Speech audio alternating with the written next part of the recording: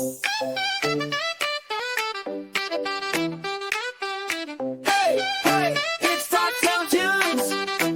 कहानी एक छोटे से गांव की है, जहां बच्चे हमेशा एक पुराने भूतिया घर के बारे में डरकर बात करते थे।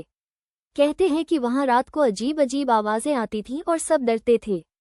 लेकिन दो अच्छे दोस्त राघव और श्वेता ने ठान लिया कि वे उस घर की सच्चाई जानकर रहेंगे। एक दिन राघव और श्वेता ने तय किया, हम डर के आगे नहीं झुकेंगे। आज हम उस घर में जाएंगे और देखेंगे कि क्या सच में वहां कुछ अजीब है या सिर्फ अफवाहें हैं।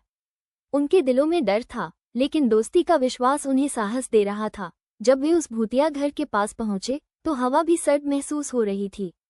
घर की खिड़कियां बंद थीं, लेकिन अंदर से किसी की कदमों की आवाज आ रही थी।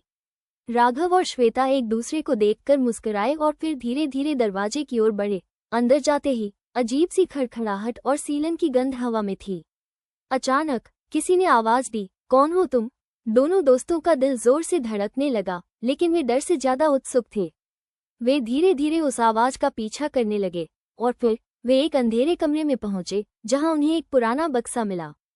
श्वेता ने बक्से को खोला और देखा कि उसमें एक बहुत पुरानी किताब और कुछ तस्वीरें रखी थीं। ये तस्वीरें इस घर के पहले मालिकों की थीं।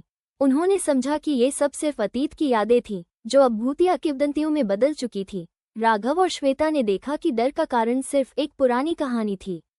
वहां कुछ भी खौफनाक नहीं था। वे मुस्कुराए और बाहर निकलते हुए एक दूसरे से कहा, सच्चाई जानने का सबसे बड़ा साहस एक दूसरे पर विश्वास करने में है। जब दोनों घर वापस आए तो गांव के सारे बच्चे उन्हें घेरकर पूछने लगे, क्या सच में वो घर भूतिया था? राघव और श्वेता हंसते हुए बोले, नहीं, वो तो बस एक पुरानी कहानी थी। दोस्ती और साहस से हम हर डर को हरा सकते हैं।